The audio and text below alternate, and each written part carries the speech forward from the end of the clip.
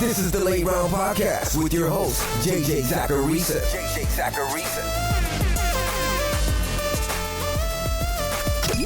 What's up, everyone? It's JJ Zacharisa, the editor-in-chief at FanDuel and at numberfire.com, and this is episode 533 of the Late Round Podcast, one of the many shows that are part of the FanDuel Podcast Network.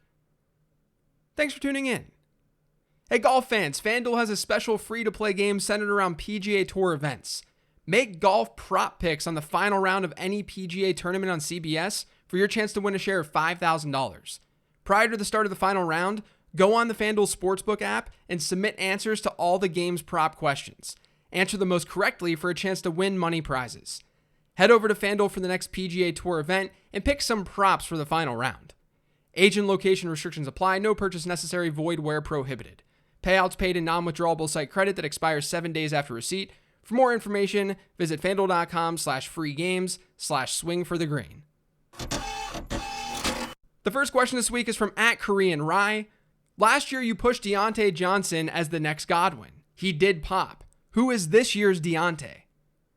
I don't think I pushed Deontay as the next Godwin last year. That was more so Calvin Ridley given ADP. Ridley's ADP was a good bit higher and closer to where Godwin's was before his breakout. But I was very high on Davante Johnson last season, and he worked out. That's very true. I think the obvious place to go with this year's Davante Johnson is Jerry Jeudy. He's also a second-year wide receiver who's a great route runner who's coming off a rookie season with a really strong target share. And he's going in a similar spot in drafts as Davante Johnson did last year. The difference with Jeudy this year and Davante last year is that the Steelers were projected to be a pass-heavy team, and they were a pass-heavy team. But Jeudy also should see more down-the-field looks or finish with a higher average depth of target than what we saw with Davante Johnson last year. The parallels are there, though, when you look at the type of players that they are. And remember, I'm high on Jeudy for all the things I talked about on Monday's episode. This next question is from @thecommitch. JJ, can you explain why regression happens? I mean, is there anything more going on than just chance? We talk about regression a lot, but are teams actually doing things significantly different from season to season? Do defenses force the hand of the offense based on film? Thanks. Quite simply, regression is about sustainability. We see it in a lot of things that we do as humans, specifically sports. I always go with the golf analogy when I'm talking about regression and answering questions about regression. I like to golf. I shoot in the low 90s usually. I'm not great. I don't play as much as I want to, but I enjoy it. Every once in a while, I'll shoot in the 80s. But that's not necessarily because I've been practicing more and I'm just a better golfer all of a sudden. It just happens. Sometimes a ball bounces my way. Sometimes I feel a little bit better putting one day. Whatever the case may be, I'll shoot in the 80s. But I can't just simply expect to shoot in the 80s every single time I play golf after I have a score in the 80s. I'll usually regress to my mean. And the same goes if I have a day where I shoot over 100, because that'll happen sometimes. That's not my norm, though. I likely just wasn't feeling it that day because I'm human. That's no different in football. Like, you can think of regression on a season-to-season level like you seem to be doing in this question, but just think of it on a play-by-play level. Patrick Mahomes starts out a game with a deep ball touchdown to Tyreek Hill. He's 1 for 1 in that game with a really long touchdown. Should we then expect Mahomes to do that every single time he throws the ball for the rest of his game, for the rest of his life? No, of course not. And there are a lot of factors at play as to why, and I think that's what you're really asking about in this question. There's no single answer. It's a multitude of things. It's how human beings work. We're not robots. We have emotion. We have physical limitations. It's how our environment reacts. In football, its defense is changing. Its offense is changing. It's all of those things. So we can't pinpoint this one thing that's the reason for regression. What we know is that sustaining a really high level of play above some norm for a long period of time, that's tough to do. Understanding all of the inputs that go into regression in football would be kind of impossible because we're looking at human beings reacting to other human beings. But we know regression exists based on mountains and mountains of historical evidence. And that's what's most important for us fantasy football managers. That was a little philosophical, but hopefully it made sense. I might have just sounded like an idiot there. I have no idea. This next question is from @MGarafola. Hey JJ, thanks for all the great content. Thanks. I was curious about your thoughts on Austin Ekeler. Given he should get 100 plus targets, his offensive line is improved, and he has little competition in the backfield, can he emerge as the overall RB1? I like him as the top back in tier 2 in any case. Thanks. I like Austin Ekeler. I actually love him as a player, and I like him in fantasy. The issue with Ekeler's ceiling is goal line work, period. It's finding the end zone. We typically don't see running backs with few touchdowns in the top 10 in a given season. And I'm referencing top 10 here because it's typically been where we see league-winning running back seasons. I talked about that last summer on drafting league-winning players. That's episode 379. But this isn't surprising. Players who find the end zone less tend to not be as good in fantasy football. Since 2011, we've had 100 different running back seasons in the top 10. 10 per season times 10 seasons, that equals 100 total seasons. Of those 100, a quarter of them scored fewer than 10 total touchdowns. Just 12 of them had 7 or fewer touchdowns. And if you look at the 50 top 5 running back seasons over this time frame, 45 of the 50 ended up with double-digit touchdowns. Is that possible for Austin Ekeler? Yes, of course it is. Again, I think Ekeler is priced appropriately. I'm certainly not saying to avoid Ekeler. But it's hard for me to just simply ignore the fact that we know touchdowns matter for these high-ceiling seasons. And Ekeler has not been a goal line back. He's seen no more than 9 goal line carries in a single season of his career. He's totaled 6 goal line touchdowns in 4 seasons in the league. And yeah, this is a new coaching staff, so maybe they use Ekeler differently. The only issue is that it's not being reported that way. Fernando Ramirez of Sports Illustrated, who covers the Chargers, he said Austin Ekeler is the back that will get the Chargers down the field, but Joshua Kelly and Larry Roundtree will likely get goal line touches. That was what he said during an interview with NFL Fantasy's Michael Florio, not to be confused with Pro Football Talk's Mike Florio. If Ekeler doesn't see goal line work, then it'll be tougher for him to be a top 5 running back in fantasy football, period. That shouldn't be debatable. But don't get me wrong, it's still in his range of outcomes.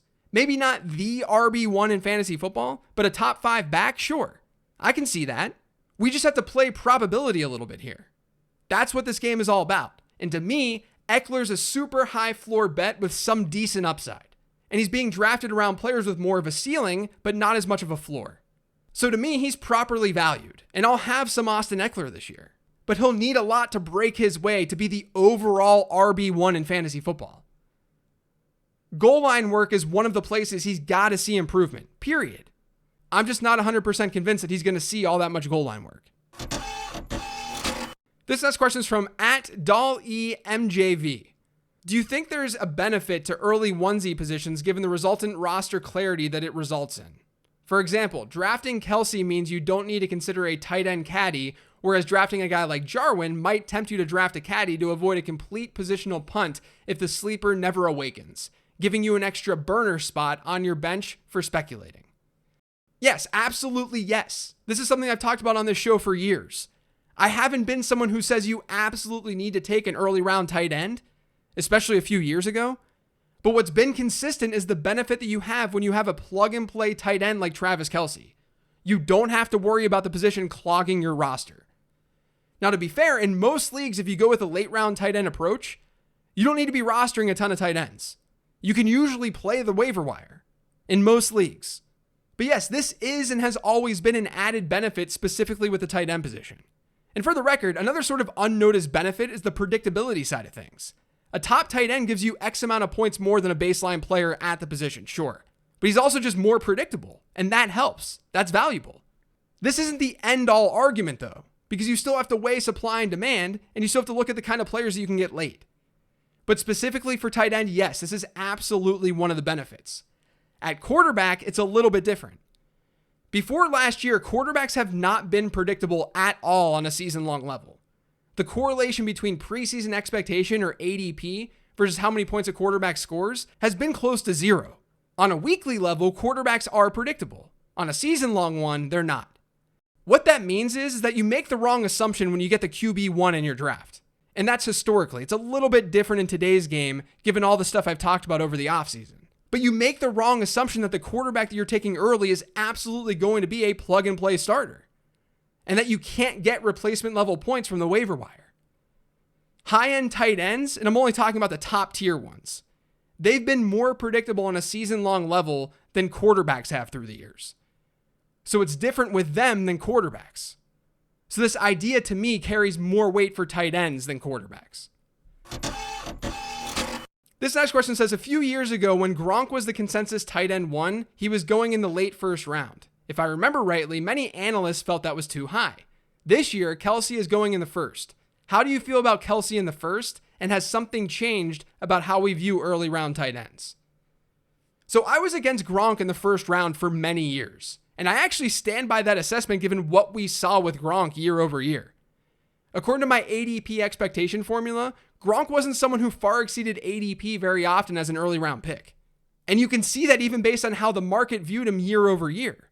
Once he got into the first round, which according to the data that I used from my fantasy league, that was in 2015. But from 2015 to 2016, we saw a slight drop in ADP. From 2016 to 2017, he dropped in ADP some more. He kept falling in ADP year over year because he wasn't necessarily meeting expectation the way you should have been meeting expectation. I think the difference these days with someone like Kelce is that number one, Kelce's ceiling is higher than what we saw from Rob Gronkowski. Gronk had that insane 2011 season where he scored 17 times. But we've seen a more consistent target share and more consistent production from Travis Kelce. And like I just talked about in the previous question, there's value in that at an inherently unpredictable position week to week. Opportunity cost is a little bit different these days too. Kelce still isn't being drafted ahead of the running backs who project to be true bell cow backs. He goes ahead of more questionable running backs. There just used to be more running backs that we could feel good about in drafts when Gronk was in his prime. And then there's also the market side of things. Average draft position, especially on some platforms, has gotten so incredibly efficient. I look at the tight end rankings this year by ADP, and I can barely disagree with it. In the past, we had an easier time spotting breakout tight end candidates. It's just not that easy anymore. So I think those are the reasons that things have changed from Gronk's peak to Kelce's peak. This next question is from @dmendy02. Where are you ranking Michael Carter this year, my man? I'm bullish on him as RB24 and wondering your thoughts. Yeah, so as my breakout running back study from last month alluded to, you want team RB1s instead of team RB2s. Michael Carter fits that since he's the first running back being drafted from the Jets. He's also likely going to fill a pass catching role on that team.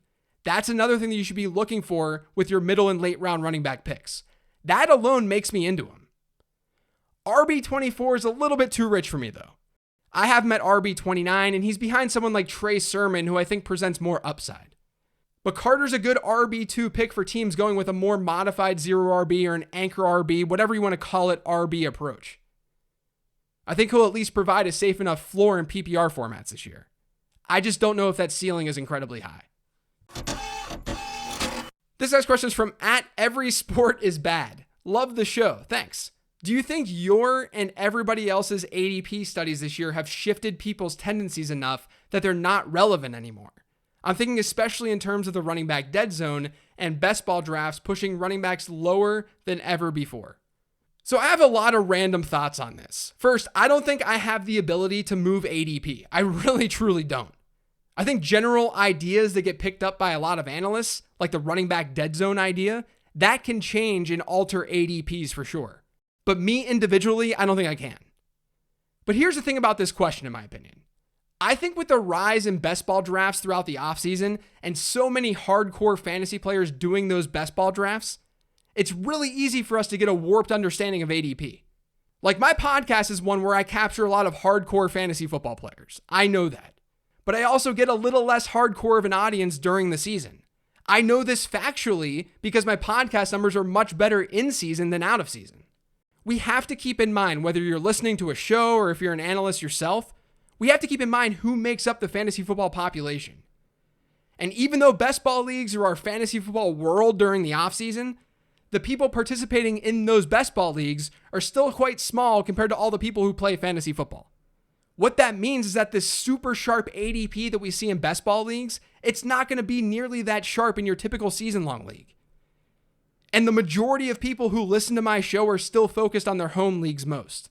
That's just the truth. So yes, I would absolutely agree that the more detailed and hardcore a game is, like a best ball league during the month of May, the more likely we see pretty sharp ADP. Because people who are playing in the offseason and drafting teams are more into this stuff. and they're likely listening to more podcasts and consuming more content. But that ADP is not going to be the ADP that we see from home leagues at all. You can even see that when you look at Yahoo or ESPN ADP. So as a result, all the strategies that I've talked about or that others have talked about, they're still incredibly valid. We're just reaching a point in time in the fantasy football world where there are more platforms. There are more players out there. There are more types of players out there. So there's more ADP. And that ADP is coming from a wide variety of fantasy managers. Some are more hardcore and some are more casual. This last question is from @BaileyGriffin75. You talked about Aaron Jones getting hit by team touchdown regression, but also that possibly getting canceled out by pass to rush touchdown ratio regression in his favor.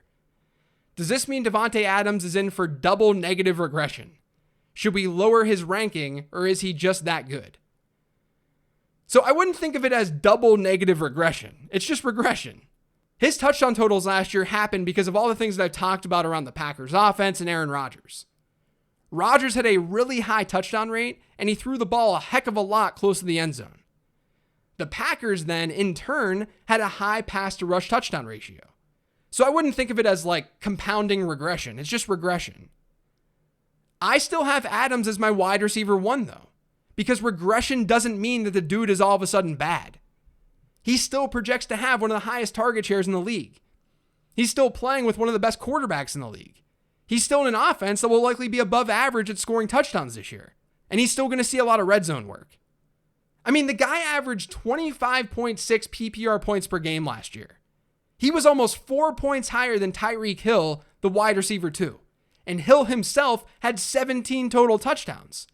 Regression still puts Davante Adams at the top of wide receiver lists. I can understand if you want to go with another elite wide out there, that's fine. But regression doesn't take away what Davante Adams can do.